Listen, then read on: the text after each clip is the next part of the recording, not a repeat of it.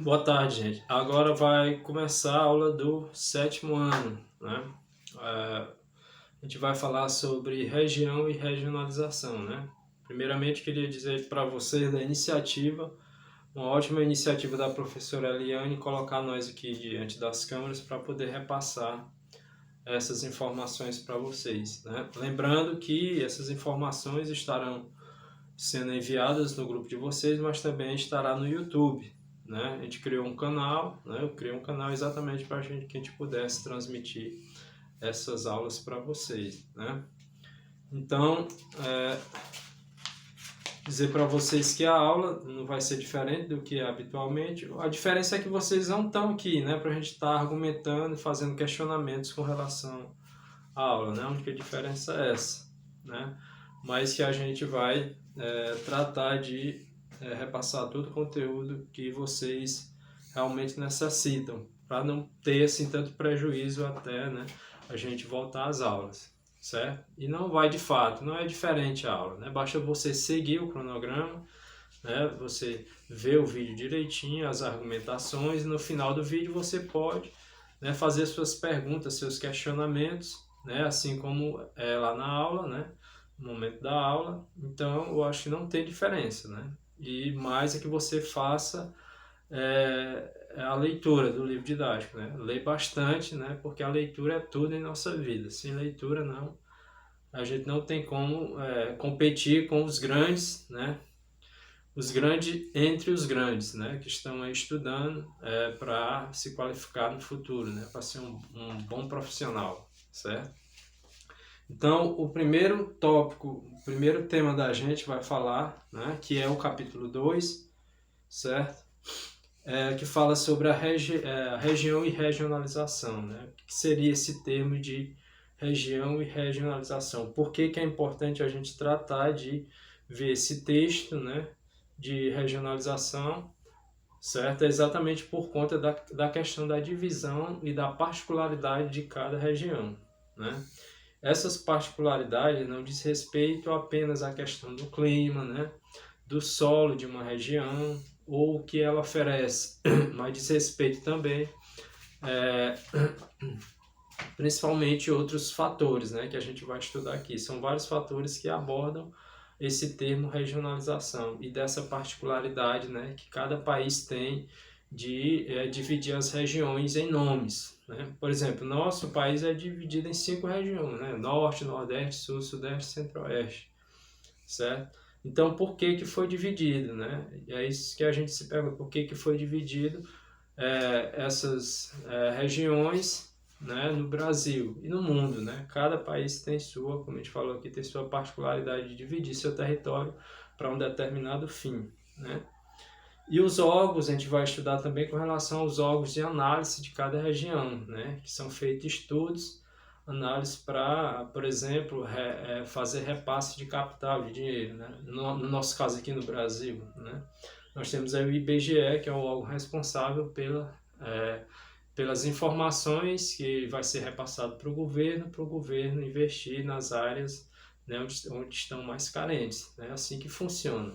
A alocação de recursos se dá por conta desse estudo, né, desses órgãos que são responsáveis para repassar a informação para o governo, e aí o governo repassa, tem que investir nas áreas onde está mais carente, né? Então, por que da importância do estudo da regionalização para nós também, né? Para a gente ter esse conhecimento da particularidade de cada região.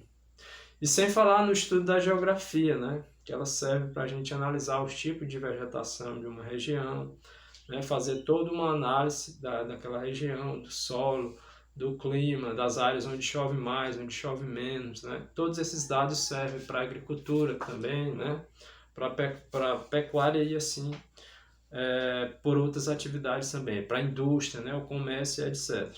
Né? Então tudo isso a gente vai ver, os locais onde a maior incidência de industrialização, né? E outros locais que é frágil essa questão, certo? Tudo isso está dentro do contexto da aula. Ó, vou dar só uma lidazinha aqui em alguns parágrafos para a gente ir argumentando a aula, né? Quer dizer, não tem como vocês argumentar agora, mas no final do vídeo vocês podem fazer as perguntas e fazer os questionamentos de vocês, né? Isso com relação ao vídeo, com relação às atividades também, né? Então o primeiro parágrafo diz: o território brasileiro foi se formando ao longo da história, caracterizando-se pelo uso e a ocupação do espaço geográfico brasileiro, fruto da expansão territorial ao longo do período colonial e determinado também pelo avanço de ciclos econômicos. Então esses ciclos econômicos que ele fala, a cana, né, que é a cana de açúcar, o ouro, a pecuária, o café e a borracha, né? Esses são os ciclos que o Brasil passou, né? Se a gente pegar lá do início, a gente vê a questão do pau-brasil, né? Se for entrar dentro do processo histórico, né? Porque, assim, nós somos professores de geografia, mas a gente tem que estar o tempo todo recorrendo à história, né? Então, se a gente for pegar o histórico lá do processo de colonização, que a primeira atividade foi o pau-brasil, né? A ser desenvolvido no Brasil, e até mesmo de exploração dos portugueses para com a Europa, né, levar esse produto para a Europa, que era um produto bastante valorizado. Depois de tudo isso, depois da extinção da escravidão, vem a questão da cana-de-açúcar. Inclusive, o negro ainda trabalhou no processo de colonização com essa atividade açucareira, né, com a cana-de-açúcar, certo? No Brasil. Aí depois vem a questão do ouro, né, na região de Minas Gerais, né, das minas de ouro, e também da região do Pará, da região norte, da extração do ouro, da pecuária, que se desenvolveu exatamente por conta do processo de industrialização que já dava na região litorânea. Então era necessário criar animais para abater, para o homem se alimentar, né? Em diversas atividades que já existiam na época, né? Então por isso que surgiu a criação de animais, do gado, né? Do leite para se alimentar, né? Para as pessoas se alimentarem. Então por isso que foi desenvolvida a pecuária. Só que produziu tanto, a pecuária foi tão benéfica para o Brasil, que aí o Brasil hoje é um dos países mais exportadores de carne do mundo, né? E de produtos agrícolas também. O Brasil é uma potência, né? Na área agrícola e também na área da pecuária, certo? Então já vem desse histórico, né? Desse início do processo de colonização aqui no Brasil, né? E fala também do café, né? Que foi de total importância para a região sudeste, região sul, né? Onde veio uma grande quantidade de italianos também desenvolver essa lavoura, né? Outra coisa também que a gente fala sobre a regionalização é a questão da importância dos órgãos, né, do IBGE, por exemplo, que foi criado exatamente para trabalhar essa questão da alocação de recursos em várias áreas do Brasil. Não só do Brasil, como cada país tem seu órgão responsável pelos dados da população, né, pelo censo. Na página 461, a gente vai ver a regionalização geoeconômica, né? A primeira regionalização do Brasil foi feita, só existia 3 regiões, né? A região Centro-Sul, né? Que pegava ali, ó. Deixa eu mostrar aqui o mapa para vocês que vai ajudar bastante vocês. Vou colocar bem pertinho aqui para vocês visualizarem, ó. Então tá aqui, ó. A região Centro-Sul, né, pega Goiás, Distrito Federal, Minas, Espírito Santo, Rio de Janeiro, Santa Catarina, né, toda essa parte sul. Então era definida a primeira regionalização em Centro-Sul, né, a região Nordeste, ó, pega os estados do Maranhão, né, uma parte do Maranhão, Piauí, Bahia, todos os novos estados da região Nordeste, que são 9, né.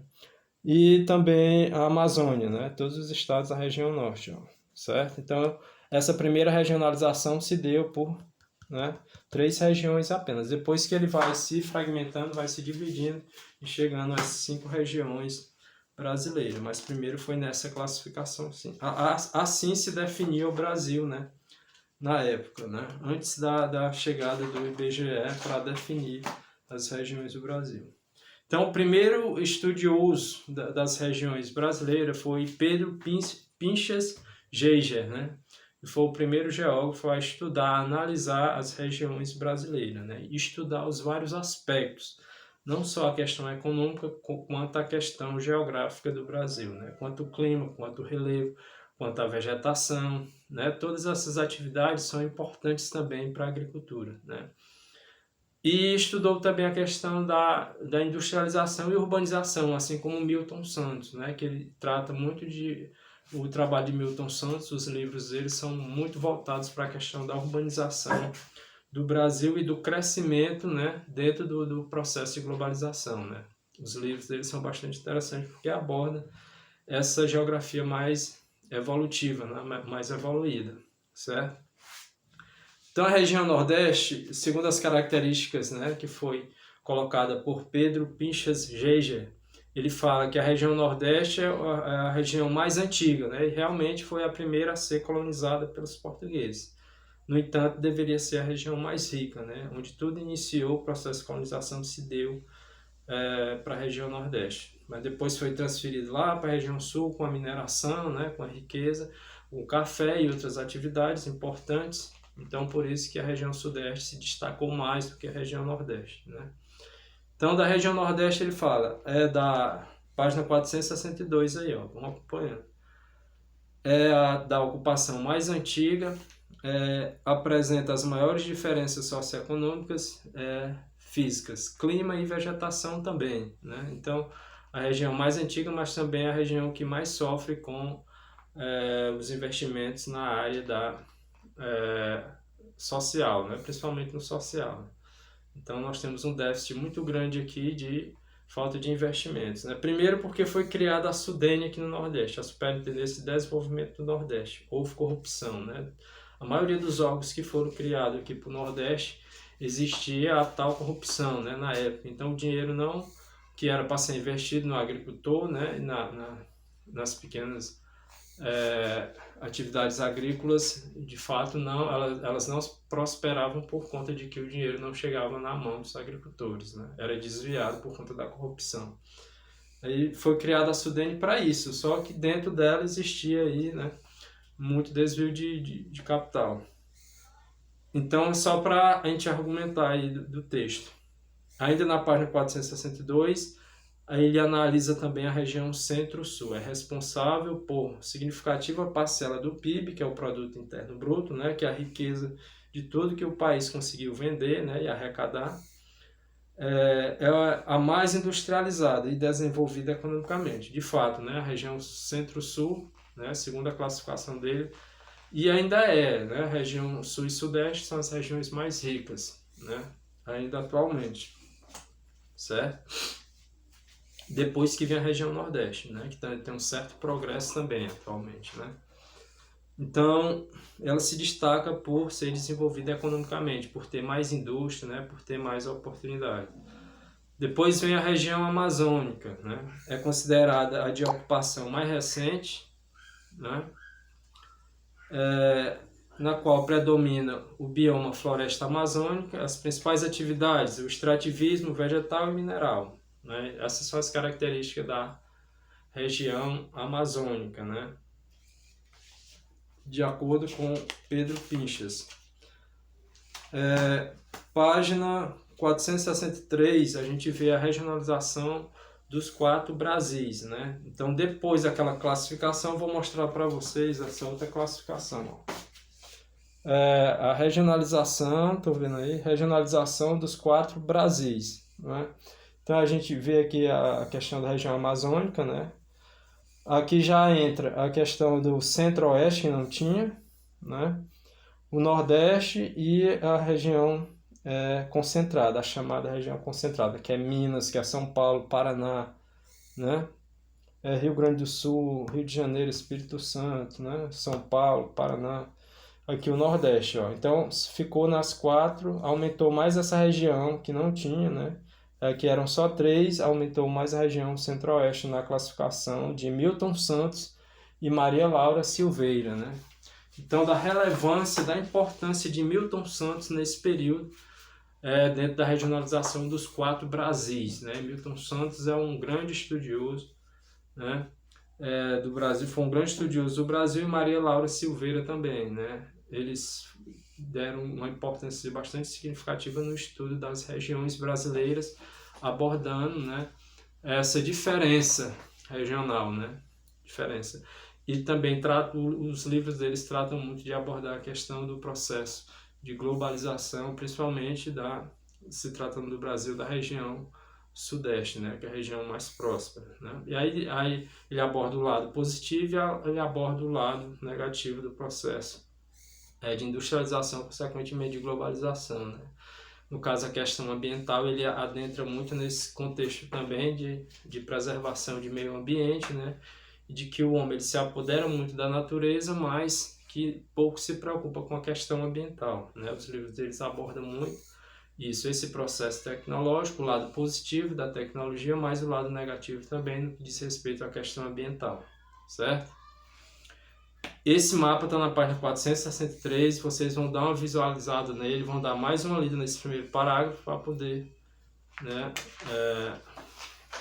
armazenar mais informação aí na cabeça de vocês. Página 464, região concentrada, né? Foi a primeira região a ser analisada desse mapa que eu mostrei. Ele diz: engloba os estados de Espírito Santo, Minas, São Paulo, Rio de Janeiro, Rio Grande do Sul, Paraná e Santa Catarina, né? Então, a região concentrada é onde estão os maiores níveis de integração, há um maior fluxo de indústria, né, e de urbanização do Brasil, né, que é a região sudeste. E na época era chamada de região concentrada, porque realmente a população se concentrava ali, porque dava mais emprego, mais oportunidade. A região nordeste, de acordo com a regionalização dele, aí diz, tem recursos e características tecnológicas inferiores se comparada a de outras regiões, ou seja, que na região nordeste já existia uma certa tecnologia, ou seja, já existia investimento na área industrial, né? Não quanto à região sudeste, né? Os maiores índices de pobreza do país, né, tido como região nordeste, e as grandes desigualdades socioeconômicas, né, outro fator também para a região nordeste, né? Infelizmente, né, nós vivemos com esse déficit aí, né? A Amazonas, por ser pouco povoada, né, a região menos desprovida de população, concentra vazios demográficos, certo? Ali o vídeo está dizendo que o espaço é insuficiente, porque a gente já gravou outros vídeos